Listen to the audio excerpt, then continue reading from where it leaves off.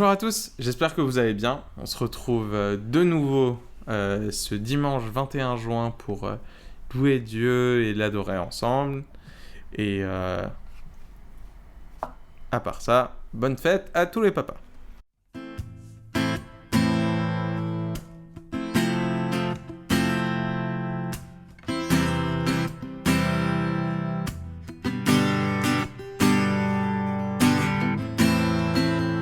Qui est semblable au lion à l'agneau, assis sur le trône. Les monts s'inclinent, l'océan rugit devant le Seigneur. Louez Adonai, du lever du soleil jusqu'à la fin du jour. Louez Adonai, toutes les nations du monde, tous les anges et tous les saints te louent.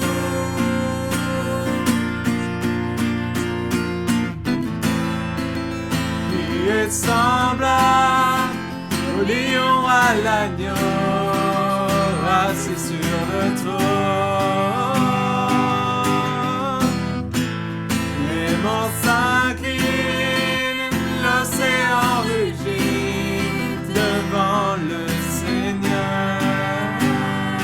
Oh, louez Adonai,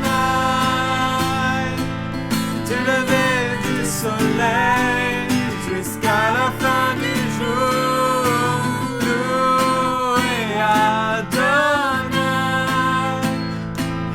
toutes les nations du monde, tous les anges et tous les saints te louent. Adonai,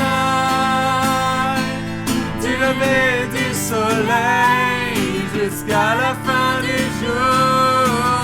Louez Adonai, toutes les nations du monde, tous les anges et tous les saints te louent.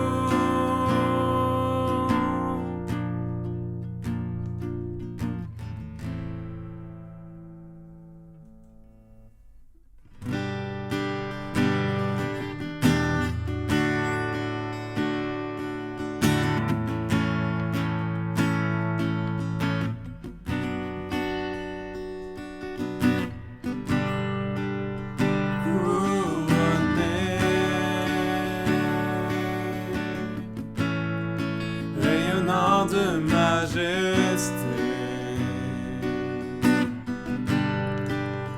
tout l'univers proclame ta grandeur.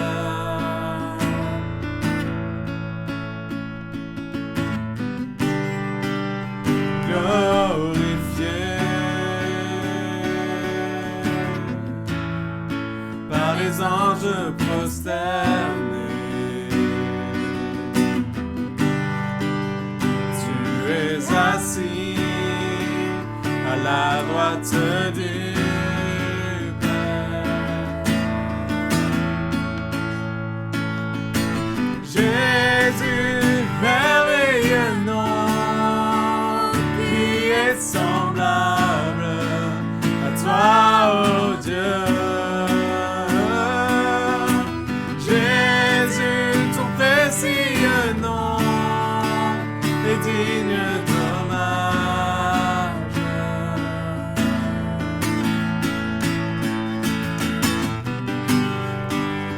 Captivé par l'éclat de ta beauté, nos voix s'élèvent pour te rendre gloire.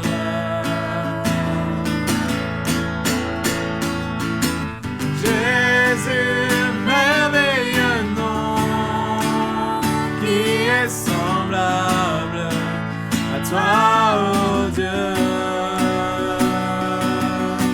Jésus, ton précieux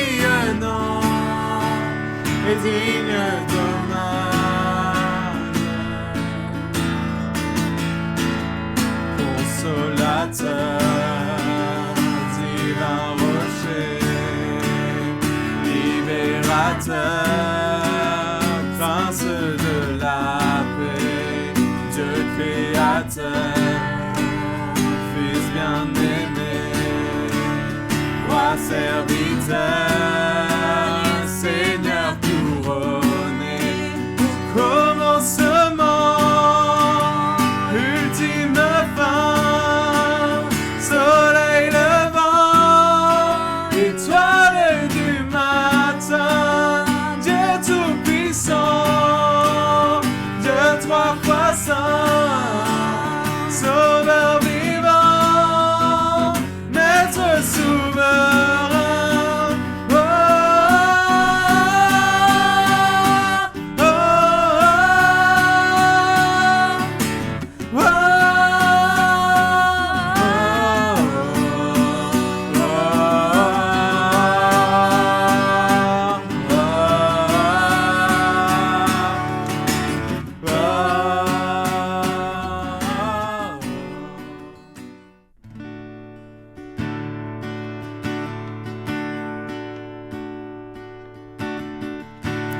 Tu étais là dès la création, Fils unique du Dieu très haut. Les mystères de ta gloire révélés en toi, Christ notre Seigneur. Oh, ce nom est si merveilleux, oh, ce nom est si merveilleux, le nom de Jésus-Christ mon roi. Oh, ce nom est si merveilleux, sa beauté sans pareil. Oh, ce nom est si merveilleux, le nom de Jésus. Tu n'as pas voulu laisser sans. Alors Jésus, tu es venu. Ton amour a vaincu mon péché. Plus rien ne peut nous séparer. Oh, ce nom est si glorieux. Oh, ce nom est si glorieux. Le nom de Jésus-Christ mon roi. Oh, ce nom est si glorieux, sa beauté sans pareil. Oh, ce nom est si glorieux, le nom de Jésus. La terre a tremblé, le voile s'est déchiré, les armes en la mort et le péché. Les cieux chantent ta gloire, l'écho de ta victoire, car tu es le roi ressuscité. Tu es sans rival, tu es sans égal, dont tu triomphes à tout jamais. À toi soit le règne, à toi soit la gloire, car ton nom surpasse tout autre nom. Oh, ce nom est victorieux, oh, ce nom est victorieux, le nom de Jésus-Christ mon roi. Oh, ce nom est victorieux, sa puissance est sans pareil.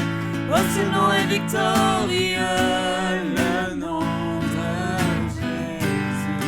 Oh, ce nom est victorieux, le nom de Jésus.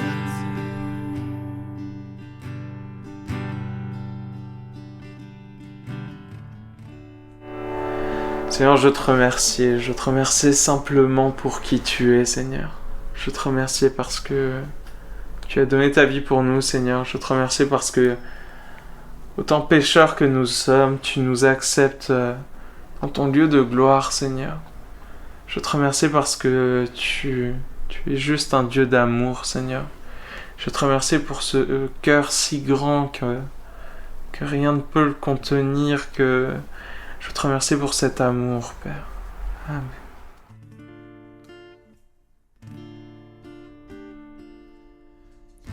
t'adorons, ô Père, dans ton temple. Nous t'adorons en esprit et en vérité. Tu habites nos louanges. Nous t'adorons en esprit et en vérité. Car un jour auprès de toi vaut mieux que 1000 ailleurs. Je désire habiter dans ton temple. Car un jour auprès de toi vaut mieux que 1000 ailleurs. Je désire habiter dans ta maison, Seigneur. Nous t'adorons, ô Père, dans ton temple. Nous t'adorons en esprit et en vérité. Tu habites nos louanges. Nous t'adorons en esprit et en vérité.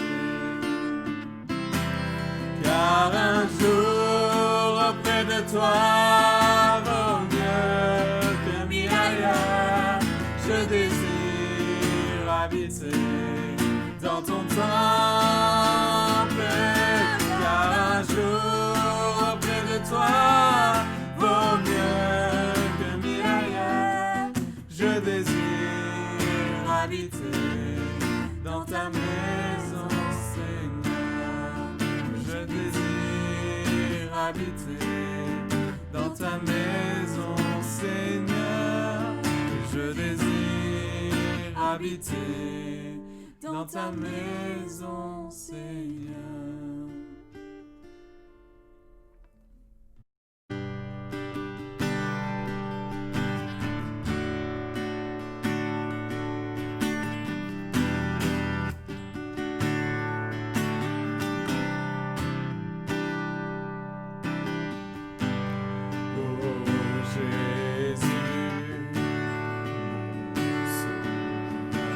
Seigneur, nul n'est comme toi, jour après jour, je te louerai, car ton amour est merveilleux.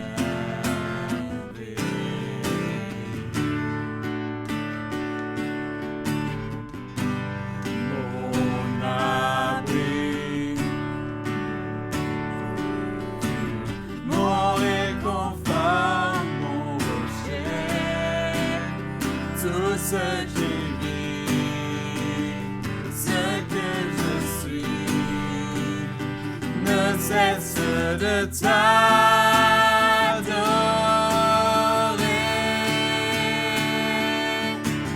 Chante au Seigneur, crie de joie, terre entière. À Dieu la gloire, la puissance et l'honneur. Les monts s'inclinent et les flots rugissent à l'écho de ton nom. Je vois tes œuvres et mon cœur crie de joie. Je t'aimerai, je tiendrai par la foi. Rien ne pourrait égaler tes promesses pour moi. Oh Jésus, mon sauveur, Seigneur, nul n'est comme toi, jour après jour, je te louerai, car ton amour est merveilleux.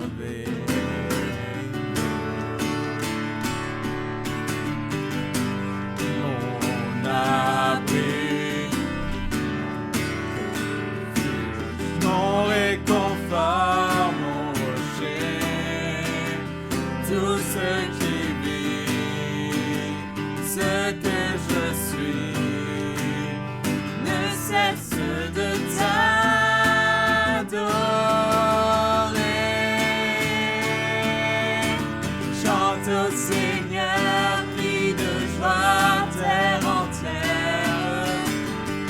de la gloire, la puissance et l'honneur. Les mots s'inclinent et les flots rugissent à l'écho de ton nom. Je vois tes œuvres et mon cœur crie de joie. Je t'aimerai, je tiendrai par la foi. Rien ne pourrait t'égaler tes promesses. Pour rien ne pourrait t'égaler tes promesses pour moi.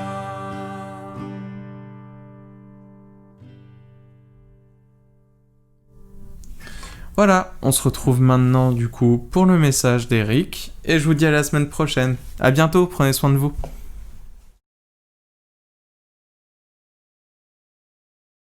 Chers frères et sœurs en Christ, chers amis, bonjour. Nous sommes le dimanche 21 juin 2020 et nous allons parler de la loi de Dieu. Dans Jean au chapitre 1 et au verset 17, il est écrit que nous avons tous reçu de sa plénitude et grâce pour grâce. Car la loi a été donnée par Moïse et la grâce et la vérité sont venues par Jésus-Christ. La loi et la grâce sont deux aspects de la nature de Dieu qui s'expriment dans sa relation avec nous. Moïse a insisté sur la loi et la justice alors que Jésus a révélé en premier la bonté, l'amour et le pardon de Dieu. Moïse ne pouvait que donner la loi alors que Jésus est venu pour l'accomplir. La nature et la volonté de Dieu ont été révélées dans la loi. Maintenant, elles sont manifestées en Jésus-Christ. Au lieu de revêtir la forme de table de pierre, la révélation de Dieu devient vivante dans la personne de Jésus.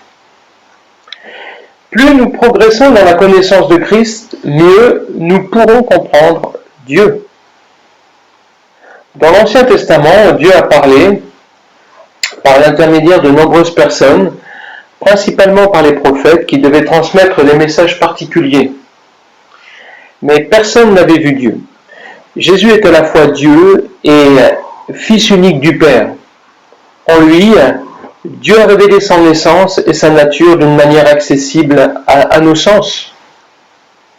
En Jésus-Christ, Dieu a pris la forme d'un homme qui a vécu sur la terre. Lorsque Jésus est né, Dieu est devenu homme. Il n'était pas en partie homme et en partie Dieu, il était entièrement homme et entièrement Dieu. Avant sa venue, il n'était possible de connaître Dieu que partiellement. Depuis sa venue, on peut le connaître pleinement parce qu'il est devenu visible et tangible. Il est l'expression parfaite de Dieu sous forme humaine. Les deux erreurs les plus fréquentes concernant Jésus consistent à minimiser soit son humanité, soit sa divinité. Jésus est à la fois homme et Dieu. Nous allons nous attarder aujourd'hui sur la loi et la grâce. Depuis combien de temps n'avez-vous pas lu les commandements de Dieu? Remédions tout de suite à ce manquement en lisant Exode au chapitre 20 et au verset 1 à 17. Le premier commandement, il est dit que « Je suis l'Éternel ton Dieu qui t'ai fait sortir d'Égypte de la maison de l'esclavage. Tu n'auras pas d'autre Dieu. » Le deuxième commandement. Tu ne te feras pas de sculpture sacrée ni de représentation de ce qui est en haut dans le ciel, en bas sur la terre et dans les eaux plus bas que la terre. Tu ne te prosterneras pas devant elles et tu ne les serviras pas. Car moi l'Éternel, je suis un Dieu jaloux. Je punis la faute des pères sur les enfants jusqu'à la 3e génération et la 4e génération de ceux qui me détestent. Et j'agis avec bonté jusqu'à 1000 générations envers ceux qui m'aiment et respectent mes commandements. 3e commandement. Tu n'utiliseras pas le nom de l'Éternel ton Dieu à la légère, car l'Éternel ne laissera pas impuni celui qui utilisera son nom à la légère. 4e commandement. Souviens-toi de faire du jour du repos un jour saint. Pendant 6 jours tu travailleras et tu feras tout ce que tu dois faire. Mais le 7e jour est le jour du repos de l'Éternel ton Dieu. Tu ne feras aucun travail, ni toi, ni ton fils, ni ta fille, ni ton esclave, ni ta servante, ni ton bétail, ni l'étranger qui habite chez toi. En effet, en 6 jours, l'Éternel a fait le ciel, la terre et la mer, et tout ce qui s'y trouve, et il s'est reposé le 7e jour. Voilà pourquoi l'Éternel a béni le jour du repos et en a fait un jour saint. 5e commandement. Honore ton père et ta mère afin de vivre longtemps dans le pays que l'Éternel ton Dieu te donne. 6e commandement. Tu ne commettras pas de meurtre. 7e commandement. Tu ne commettras pas d'adultère. 8e commandement. Tu ne commettras pas de vol. 9e commandement. Tu ne porteras pas de faux témoignages contre ton prochain. Et le 10e commandement. Tu ne convoiteras pas à la maison de ton prochain, tu ne convoiteras pas à la femme de ton prochain, ni son esclave, ni sa servante, ni son bœuf, ni son âme, ni quoi que ce soit qui lui appartienne. Voyez combien les commandements de Dieu sont destinés à conduire Israël vers une vie de sainteté pratique, à diriger la communauté pour qu'elle puisse satisfaire les besoins de chaque individu d'une manière aimante et responsable. À l'époque de Jésus, la plupart des Israélites considéreront cependant la loi de la mauvaise manière. Ils y verront un moyen d'obtenir la prospérité à la fois ici-bas et dans l'au-delà, et ils s'imagineront qu'une obéissance scrupuleuse assure la protection divine contre les invasions étrangères et les catastrophes naturelles. Le respect de la loi sera alors une fin en soi et non plus le moyen d'accomplir la loi suprême, la loi de l'amour de Dieu.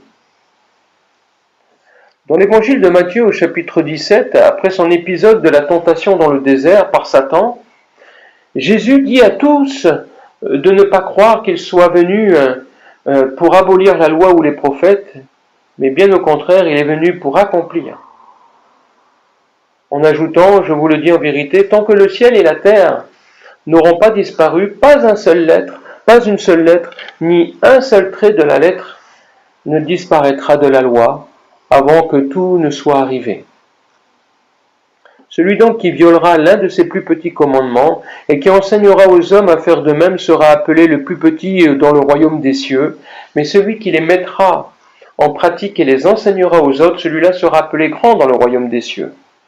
En effet, je vous le dis, si votre justice ne dépasse pas celle des spécialistes de la loi et des pharisiens, vous n'entrerez pas dans le royaume des cieux.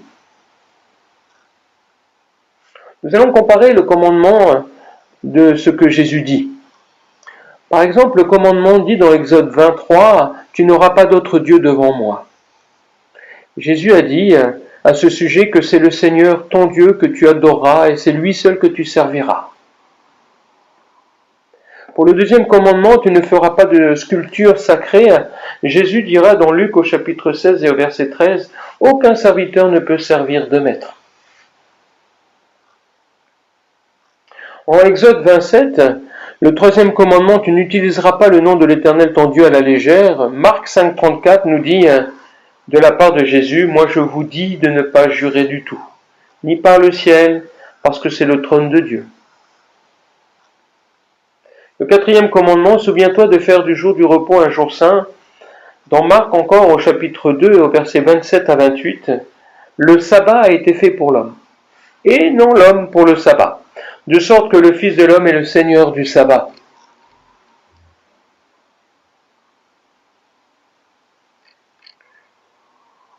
Le cinquième commandement, honore ton père et ta mère. Matthieu 10, 37 nous dit que celui qui aime son père ou sa mère plus que moi n'est pas digne de moi. Le sixième commandement, tu ne commettras pas de meurtre. Matthieu 5, 22 nous dit que tout homme qui se met sans raison en colère contre son frère mérite de passer en jugement. Le commandement 7 nous dit tu ne commettras pas d'adultère. Jésus dit dans Matthieu 5, 28 encore, tout homme qui regarde une femme pour la convoiter a déjà commis un adultère avec elle dans son cœur. Le huitième commandement, tu ne commettras pas de vol. Jésus dit, si quelqu'un veut te faire un procès et prendre ta chemise, laisse-lui encore ton manteau. Matthieu 5, 40. Le 9e commandement, tu ne porteras pas de faux témoignages contre ton prochain. Jésus dit dans Matthieu 12, 36, « Le jour du jugement, les hommes rendront compte de toute parole inutile qu'ils auront prononcée. » Et puis le 10e commandement, « Tu ne convoiteras pas. » Jésus dit encore dans Luc 12, 15, « Gardez-vous avec soin de toute soif de posséder. » Encore, nous pourrions voir 6 manières de penser conformes à Christ.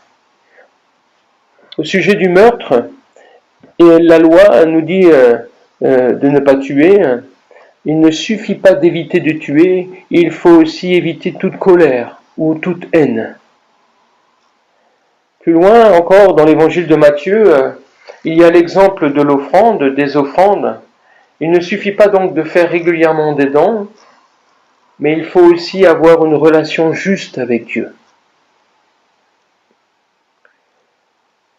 Pour l'adultère, il ne suffit pas d'éviter l'adultère. Il faut aussi nous garder de la convoitise et rester fidèles. Au sujet du divorce, il ne suffit pas d'être légalement marié, il faut aussi respecter les engagements du mariage. Et pour les serments, il ne suffit pas de respecter un serment. Il faut aussi éviter de prendre des engagements irresponsables et à la légère envers Dieu.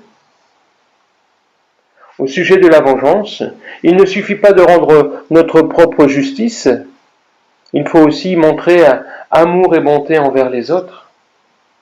Voyez-vous, le plus souvent, nous parvenons à éviter les péchés extrêmes, mais nous commettons régulièrement ce qui préoccupait le plus Jésus. Ces 6 exemples exposent en quoi consiste notre réel combat avec le péché. Et le Seigneur révèle quelle sorte de vie il souhaite voir ses disciples mener. Notre vie est-elle en accord avec ses engagements, avec ses enseignements? Nous pourrions encore regarder Jésus et la loi, les lois dans l'Ancien Testament. Par exemple, Lévitique nous dit au chapitre 19 et au verset 18, « Tu ne te vengeras point et tu ne garderas point de rancune contre les enfants de ton peuple. Tu aimeras ton prochain comme toi-même. Je suis l'Éternel. » Et l'exemple de la grâce dans la justice tiré de l'enseignement, c'est de ne pas juger et de ne pas garder rancune, mais d'aimer l'autre. Le Proverbe, par exemple, au chapitre 24, au verset 28, nous écrit « Ne témoigne pas à la légère contre ton prochain. Voudrais-tu tromper par tes lèvres ? Ne dis pas « Je lui ferai comme il m'a fait. Je rendrai à chacun selon ses œuvres. » Ne pas témoigner à la légère contre quelqu'un et ne pas se venger. Au sujet du Proverbe encore, chapitre 25, au verset 21, « Si ton ennemi a faim, donne-lui du pain à manger. S'il a soif, donne-lui de l'eau à boire. Car ce sont des charbons ardents que tu amasses sur sa tête, et l'Éternel te récompensera. » Donner à boire et à manger à un ennemi. Et puis, Lamentation, chapitre 3, et au verset 30 à 31, « Il présentera la joue à celui qui le frappe, il se rassasiera d'opprobre, car le Seigneur ne le rejette pas à toujours, ne rejette pas à toujours. » Présentez la joue à celui qui frappe, acceptez l'insulte. Quand il nous semble que Jésus contredit les lois de l'Ancien Testament, étudions le cas avec attention. Il est trop facile de négliger toute la grâce qui transparaît dans ces lois. Les exemples que je viens de citer en sont la démonstration. Dieu avait institué un système où la justice était exercée avec compassion. Mais au fil des ans, ce système avait été dénaturé et avait été compris comme donnant l'autorisation de se venger. C'est à ce mauvais emploi de la loi que Jésus s'est attaqué. Et c'est pourquoi, encore par exemple, que amasser des trésors au ciel ne se limite pas à donner la dîme, mais englobe toutes les autres actes d'obéissance à Dieu.